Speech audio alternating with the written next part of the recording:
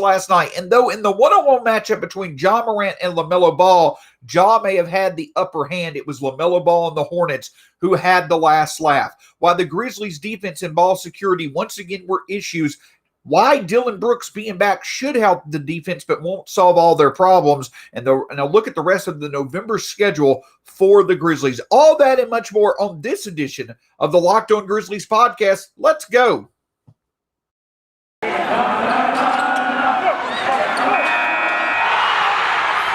are Locked On Grizzlies, your daily Memphis Grizzlies podcast.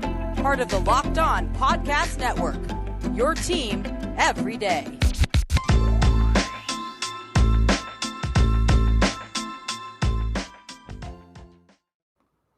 Hope wherever you are, wherever you're listening, wherever you're watching, you're having a terrific start to your Thursday. My name is Shawn Coleman. You can find me at StatsSEC, credential media member with the Grizzlies, my fourth season covering the team, your host here at Locked On Grizzlies, your Grizzlies every day. If you're a new listener, first off, welcome. If you're a loyal listener, thank you for being along for the ride. You can find the podcast free on all platforms. Wherever you choose to listen to podcasts, that's where we will be. And we'll be right here on YouTube as well. Hit that subscribe button below. Lets us know you enjoyed the show, helps others who want great Grizzlies content, helps them find the show, and just makes the experience better overall for everyone in general. Don't forget, after making Locked On Grizzlies your first listen of the day, make sure to check out the Locked On NBA podcast. All the great stuff going around the league, free on all platforms, just like Locked On Grizzlies, free on YouTube, just like Locked On Grizzlies. So after you get through listening to Locked On Grizzlies, make sure you check out the Locked On NBA podcast. I also want to remind you of the title sponsor for today's show, McDonald's. Since 1965, McDonald's has been a great place for people to not only enjoy great food, but connect with those in their community. Make sure the next time you go to McDonald's, you enjoy the great food, but also connecting with those that you care for. So it was a setup for an exciting night, and it certainly got off to an exciting start. Ja Morant just could not be stopped in the first quarter of last night's game. 19 total points in the first quarter, finishing one shy of the Grizzlies franchise record for the most points in a first quarter. He joined OJ Mayo, Pau Gasol, and who else? He joined OJ Mayo and Pau Gasol and one other as being the only players to ever score at 19. And Marc Gasol. It was Marc Gasol, Pau Gasol, and OJ Mayo, and Ja Morant now are the only players to ever score 19 or more points in a first quarter for the Grizzlies. But the thing about it was this: the Grizzlies offense, thanks to Ja Morant, got off to the hot start. That was one box that was checked for this Grizzlies team. But the problem is that the Hornets were able to get within two of the Grizzlies to end the first quarter, and from there, it just simply was the Hornets. In the second quarter, once Ja Morant went out, the Hornets went on a 14-0 run, and though the Grizzlies stayed with them, at least to the point of getting back into the game, getting it close at halftime,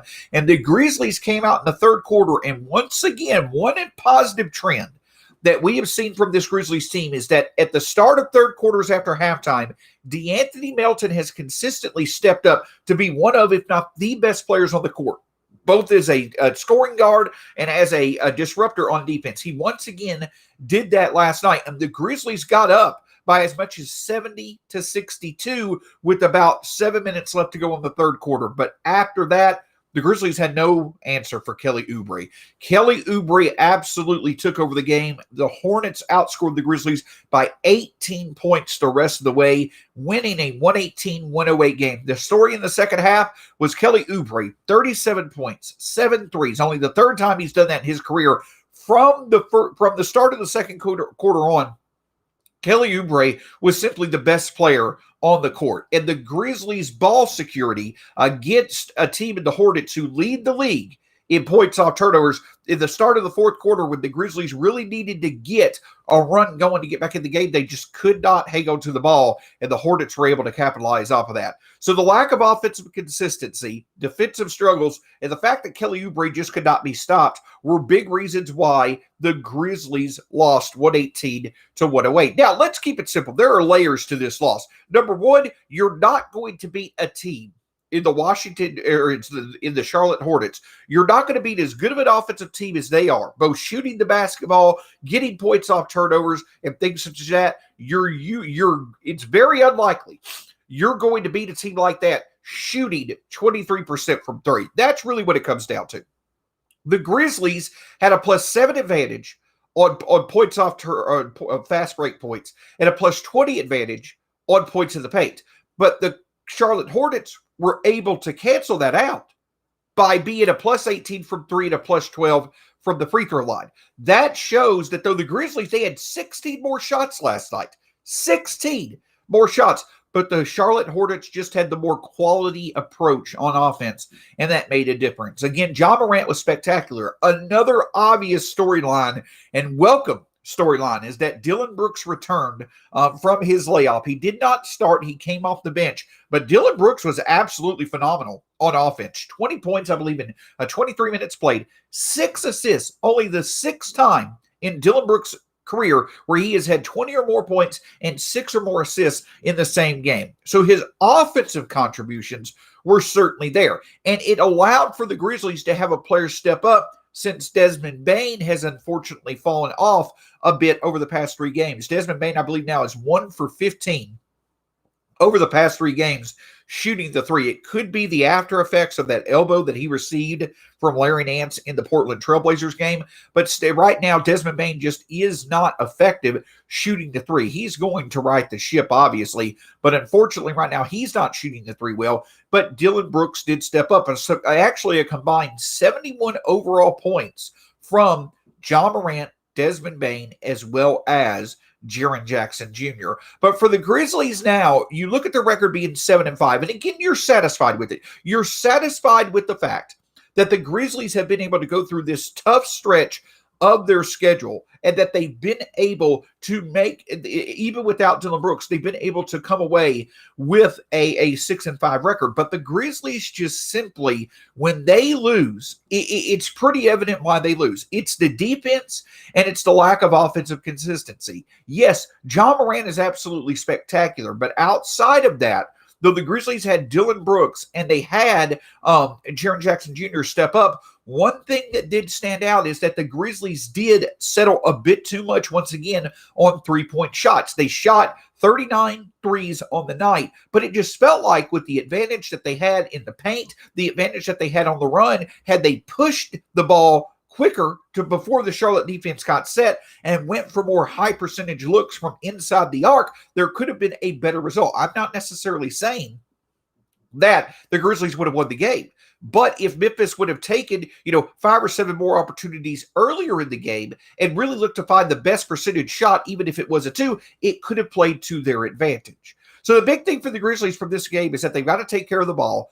The defense certainly struggled. We'll talk about that in just a second. But once again, it's great to see the progress that this Grizzlies team has had being able to shoot the three. And obviously, you do want to shoot the three. The more threes you shoot, the more threes you make. I get that that is a philosophy that certainly matters. And a lot of times you want for the Grizzlies to go with that philosophy. But I do think also it's fair to mention that there should be balance. If the shot is not there, and it didn't get there until later on in the game. The Grizzlies at one point were 4 for 28, 5 for 32. The three-point shot just wasn't there. Instead of focusing so much on the three at times, getting focused back on where you have the advantages, which in this game were out on the run and in the paint, being able to really utilize those opportunities along with the threes, making sure you're finding the best shot possible for each offensive possession, I think is something that the Grizzlies have to become more consistent with as well. But when you look at both sides of the court, it certainly is the offense that is in a better position right now. The defense right now is struggling. And though Dillon Brooks is back, a disturbing trend remains from this Grizzlies defense. Hopefully Dillon Brooks can help. But in terms of a trend when it comes to game flow, it seems as if there is a clear path of destruction, if you, for lack of a better way of putting it, that really puts the Grizzlies defense in a bind in most games. What that trend is and how the Grizzlies might be able to react to it with Dillon Brooks in tow in just a moment. But before we discuss that, want to talk with you about the fact that when it comes to betting on the Grizzlies, it's hard to bet on them this year with the fact that they can look so good but also look so bad at times. But if you enjoy wagering and betting on sports, the one place for you to go is betonline.ag, title sponsor for our show. They're back and better than ever. A new web interface for the start of the basketball season, and it has more props, odds, and lines than ever before. And BetOnline remains your number one spot for all the basketball and football action this season. Head to the new updated website on your mobile device or laptop or desktop. Sign up today and receive your 50% welcome bonus on your first deposit. You can put in the promo code LOCKEDON to receive your bonus. From basketball, football, NHL, boxing, and UFC, right to your favorite Vegas casino games, BetOnline has it all. Make sure to check out betonline.ag today. Can't thank you enough once again for making the Locked On Grizzlies podcast your first listen of the day. But of course, why not check out the favorite NHL podcast of your choice? We all likely have an NHL team. Hockey is a great sport. We probably all have a team that we love to follow. So why not check out the Locked On NHL podcast of your choice? Free on all platforms, free on YouTube. Make sure you check out the Locked On NHL podcast network show of your choice after you make Locked On Grizzlies your first listen of the day. So without a doubt, the biggest concern so far this season for the Grizzlies has been their defense. I've talked about it, I don't want to say ad nauseum, but we've talked about it quite a bit. But a new perspective, at least for me, showed up last night, and it put some truth. It made it easier to explain why it just seemed like there are so many times where there's miscommunication, there's confusion, there's the opposition having open three-point shots, and players just moving away from the action that allows for that action to be more effective. The reason why the Grizzlies, in my opinion, are struggling on defense right now is a cause and effect situation. In the first half of games, teams, just like the Grizzlies are doing against other teams are finding it easy to get into the lane and make shots, especially over Steven Adams. And as teams get that dribble drive aspect going to their offense, the Grizzlies, especially out of the second half, the Grizzlies will then try to overcompensate for that. They will try to sag down to right around the foul line to deter those drives. And while that does work a little bit, the byproduct of that, our teams are then taking advantage of where the Grizzlies are trying to overhelp by sagging away from the three-point line to block drives. The opposition of the Grizzlies are then moving the ball to wherever spot is left open from the three-point line, and those teams are then having success from three. So basically, the Grizzlies' offensive philosophy that they've utilized in the past and that they're trying to utilize this year, that is what is hurting them on defense. It's the opposing team's ability to get into the lane and produce, and then from there, as the Grizzlies try to prevent that, their opposition then shifts their focus to ball movement on the three-point line, and they're able to find threes. There are just so many times, like last night, I counted at least 4 or 5 times in the second half, where for some reason, the Grizzlies defender sagged off the ball, sagged off the person with the ball, or they tried to overcompensate by going to the person with the ball and leaving another player open, and through that, the Charlotte Hornets player had an open three. Now, Kelly Oubre shooting the ball yesterday, you just have to tip your cap to him. He shot it well. The Hornets shot it well overall. But there was too much space given to a team as good as Charlotte was shooting the three in the second half of the game. And a big reason why that was because they did better than expected getting to the lane in the first half of the game and getting shots over Steven Adams. And numbers suggest this is a trend as well. In the first half of games, the Grizzlies are allowing the third most opposing field goals in the paint in the NBA, the 5th worst opponent's field goal percentage in the paint in the NBA in the first half of games. And I mentioned it on Twitter last night. It is a growing frustration to see teams consistently, and we're not talking about centers who are the same size of Steven Adams. We're simply talking about players of all shapes and size getting into the lane, being able to find an open spot and get the shot off over Steven Adams into the basket. And it's very frustrating because you know that you don't want Steven Adams to foul, but you just feel as if with his size, if he simply put more of an effort into blocking the shot, it could work out. More of an aggressive type approach. I get that you don't want to foul, and in general, Steven Adams, I feel, is a very good defensive mind, but right now, it's just not working. He is not being the deterrent that the Grizzlies certainly need their 5 to be on defense, and it's leading to this high production from the Grizzlies' opponents, especially early in the game in the paint. Well, from that, the Grizzlies then will see, as I mentioned, the Grizzlies will then see their efforts try to be to where they will overhelp by the Grizzlies will be on the perimeter guarding against the three-point shot. But as soon as they get an idea that a player is about to drive, besides the person that's actually defending the opposing player with the ball, another Grizzlies defender will sag to the lane to try to prevent the drive. Well, then the opposing team will identify which Grizzlies defender is sagged, which player on the opposition is open, and the ball will move to that player for a shot from 3. And that shows in the second half of games, because in the second half of games, the Grizzlies are allowing the 4th most opposing three-pointers per game in the second half of games so far this season, and the 3rd worst opponent's field goal percentage.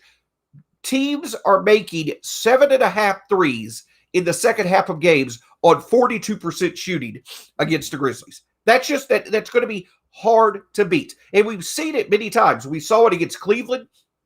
We saw it last night against Charlotte. We've seen it. We obviously saw it against Portland. We've seen it many times. Yes, the Grizzlies have had their games where they've come back, which is great to see. But we've also seen, because teams have been able to find their strokes from 3 better in the second half because they have more space to work with due to them having success in the paint in the first half, the Grizzlies wind up going against a hard-to-overcome trend where teams are making threes at a good rate.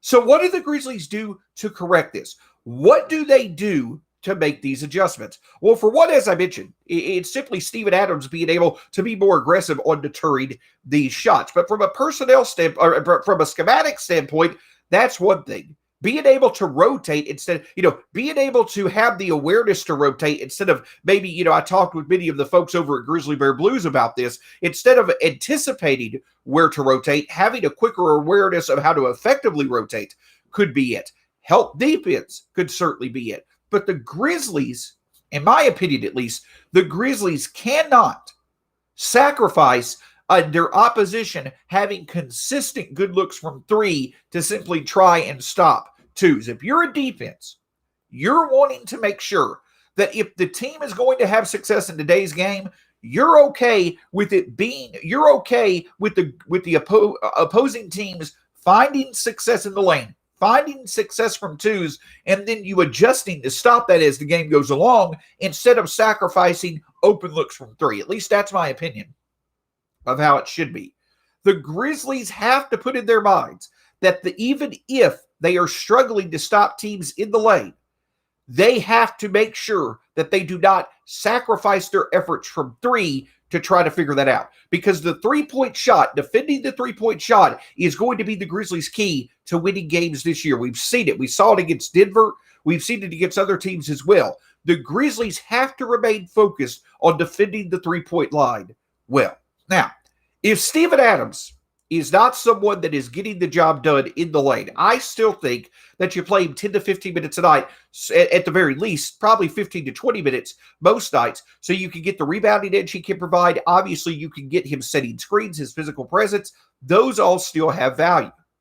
But with Dillon Brooks coming back, and as I mentioned against Minnesota, just how drastic of a positive difference it made when the Grizzlies subbed out Steven Adams and put Kyle Anderson in, one really simple way for the Grizzlies to get this defense better is obviously to utilize Dillon Brooks more, but also to play Kyle Anderson at the 4 with Jarrett at the 5. You've got a more versatile defense. You've got a defense that's going to be better defending the 3. You're going to be able to have better defenders on the perimeter, deter those dribble drive early initiatives. Not necessarily once they get into the lane, but with Dillon and Kyle Anderson, you've got bigger bodies who are going to prevent there being more options for players to start their drives into the lane. But the other really key thing to me is this, is that with Dillon Brooks and Kyle Anderson, Dillon Brooks back, Kyle Anderson perhaps taking on a bigger role once again on the defense, you've got your two knowledge sources when it comes to the defense. They're the ones who are going to be able to call out the defensive adjustments. They're the ones who are going to be able to call out the correct coverages based off what is and is not working during the game. Those two players not only being on the court and doing what they do individually, but also their knowledge being on the court of communicating with the rest of the team and knowing how to adjust based off what's working and what's not. That's going to be a big key. So again, Dillon Brooks himself individually is not going to solve everything. Kyle Anderson taking on a bigger role is not going to solve everything. Allowing for those two to play again together and them doing what they can do them individually, but also in terms of the impact they can make in terms of team communication, adjustments, and also just knowing where to position other players, that certainly helps. I think that's a big reason why the defensive numbers are better with Jaren at the 5 instead of Steven Adams. It's the fact that you're utilizing likely Kyle at the 4 more, and you're getting him as a knowledge base just as much as you are his individual skill sets.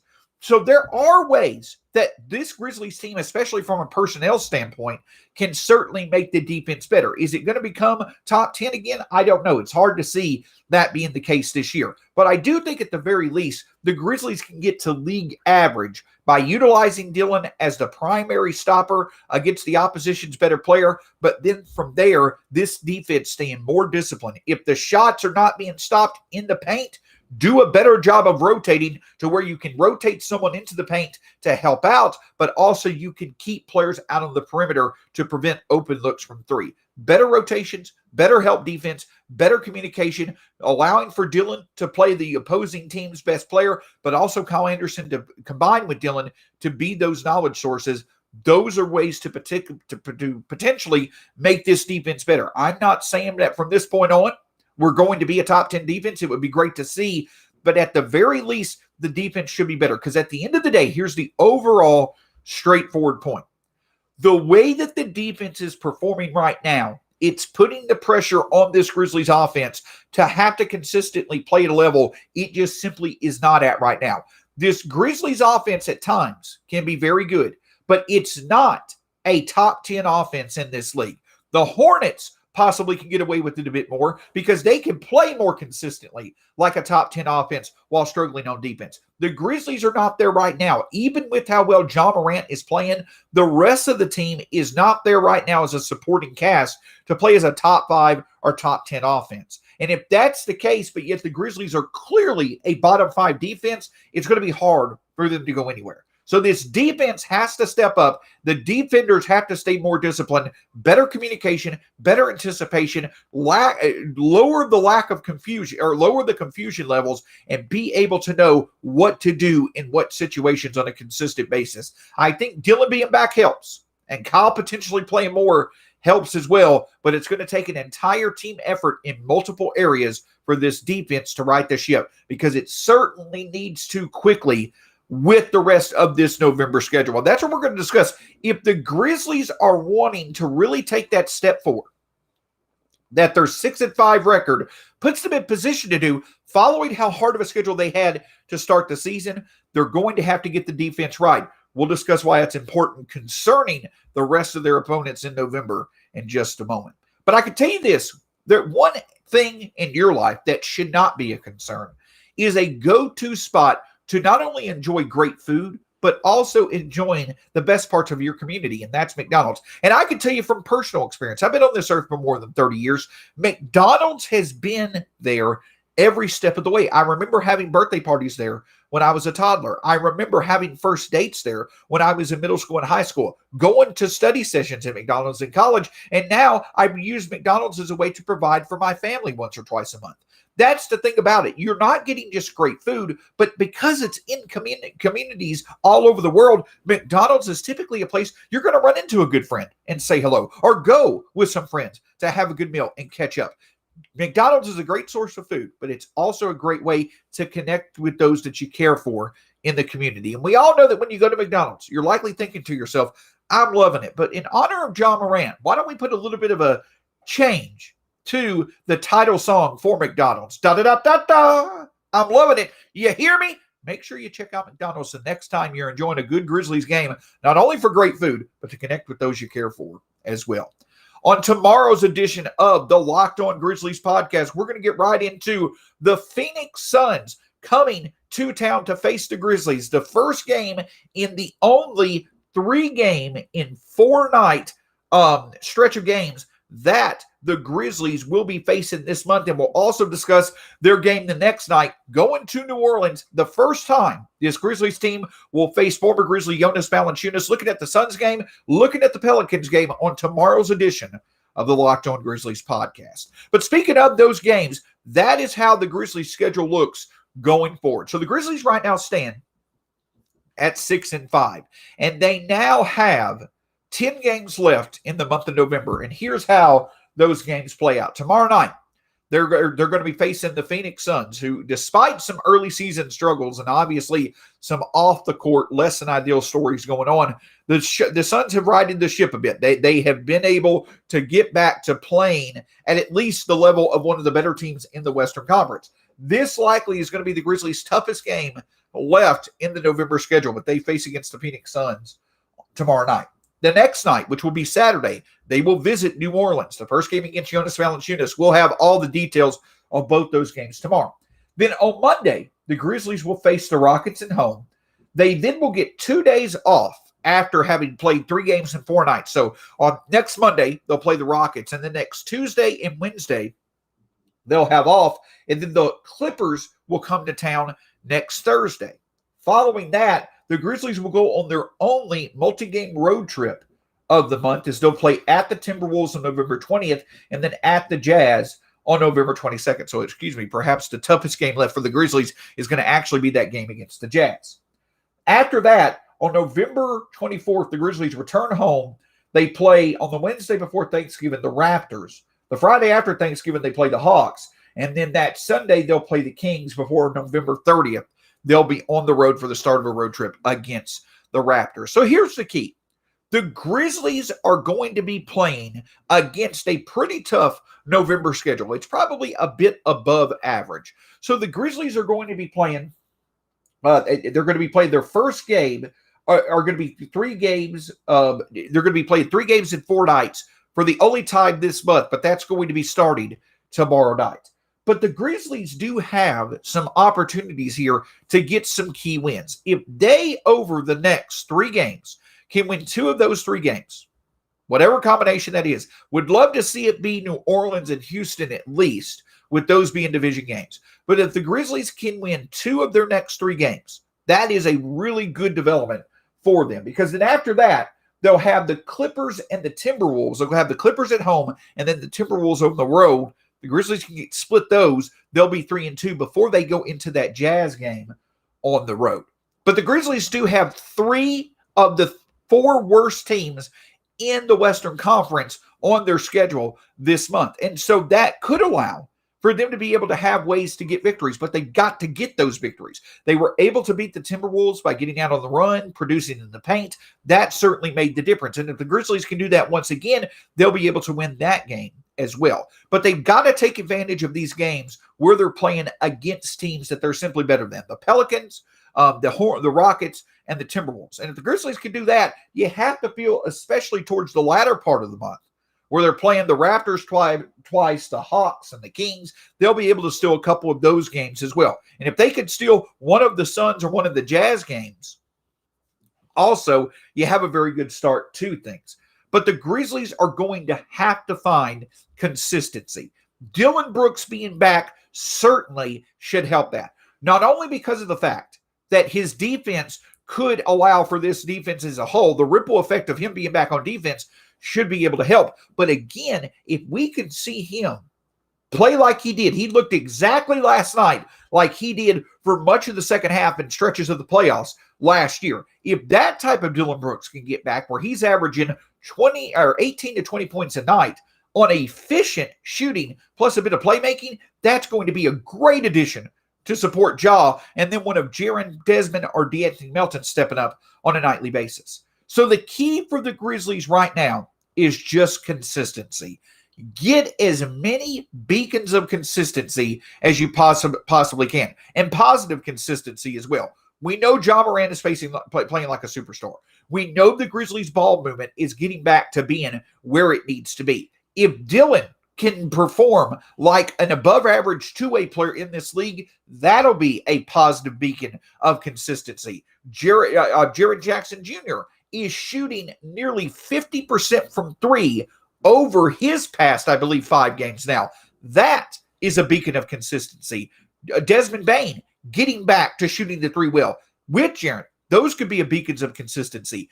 DeAnthony Melton being the defensive disruptor, taking over games at times with his ability to create turnovers, that could be a beacon of consistency. I know I keep using that phrase, but my point is that if we could start getting players to individually be consistent with aspects of their games, the more players that can do that, the more likely it is that the team as a whole will start to see consistent efforts in positive ways. So the Grizzlies have a manageable schedule remaining over the next 10 games to end this month. And they especially do with the fact that 6 of those 10 games are at home. They have very winnable games. They have games that they could easily win if they play to the best of their ability.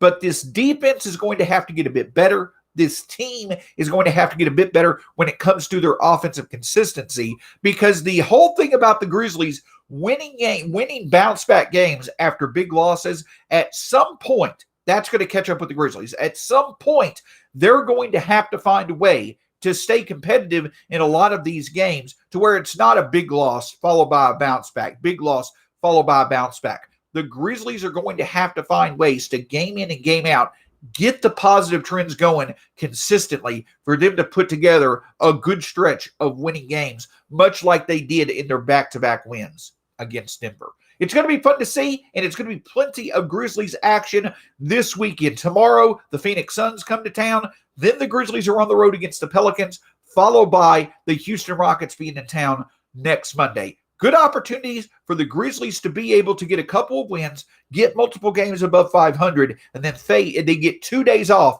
before they face the rest of their November schedule starting next week. And of course, the one place for you to catch up on all the latest going on with all things Grizzlies is right here on the Locked On Grizzlies podcast. Can't thank you enough for joining us. Hope you've enjoyed this edition of the show. Another really special opportunity for tomorrow's show on our podcast version is Dave Mason of BetOnline.ag. He'll be joining me, one of the great minds from our title sponsor, BetOnline.ag. He'll be joining me to discuss some different odds for the Grizzlies. Maybe Kyle Anderson is 6th man of the year. Ja Morant is most improved player. What potentially could be the Grizzlies' odds when it comes to winning the division? On the audio edition of the Locked On Grizzlies podcast for tomorrow's show, make sure to check out my interview with Dave Mason from BetOnline.ag about some fun odds when it comes to the Grizzlies for the rest of the year. Check out the show wherever podcasts are available, free on all platforms. Hit that subscribe button here on YouTube. Thank you so much for being a part of Locked On Grizzlies today. Have a great one, and we'll talk to you again soon here on the Locked On Grizzlies podcast.